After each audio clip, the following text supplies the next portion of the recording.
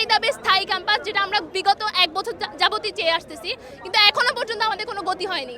তো আমাদের একটাই দাবি স্থায়ী ক্যাম্পাস, এটার জন্য যত দ্রুত সম্ভব আমরা যেন স্থায়ী ক্যাম্পাসে যেতে পারি। ভার্সিটি প্রশাসন এবং ভার্সিটির বোর্ড অফ ট্রাস্টিকে আমরা জানিয়ে আসছিলাম আমাদের স্থায়ী ক্যাম্পাস দরকার, তারা কর্ণপাত করেও আমাদের কথা শুনেনি। এবার আমরা ঘরে ফিরছি না, আমরা এখানে ইউনিভার্সিটির ছাত্রছাত্রীরা আজকে রোড ব্লকেট করেছে, হাই রোড ব্লকেট। যতক্ষণ না বিওটি আমাদের সামনে আসছে, আমাদের সামনে দাবি মেনে নিচ্ছে, আমরা কোনোভাবে সরবো না।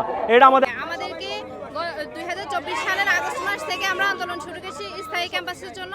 এই বছর 2025 সালে এসে 2025 সাল আগস্ট মাস হয়ে গেছে, 1 বছর আশ্বাস দেওয়ার পরে ওনারা আমাদেরকে স্থায়ী ক্যাম্পাসের কোনো কার্যকারিতা দেখাতে গ্রহণ করতে পারে না। এই জন্য আমরা স্থায়ী ক্যাম্পাস যখন না হবে তখন আমাদের ক্যারিয়ারে আমরা কি করব, আমরা যে গ্রাজুয়েশন করতেছি আমরা কি করব, এই জন্যই আমাদের যে কিছুদিন আগেও হচ্ছে যে ইউজিসি যে একটা লিস্ট দিছিল যাদের স্থায়ী ক্যাম্পাস নাই তাদেরকে স্থায়ী ক্যাম্পাসের জন্য একটা ডেডলাইন দিছিল ডিসেম্বর পর্যন্ত।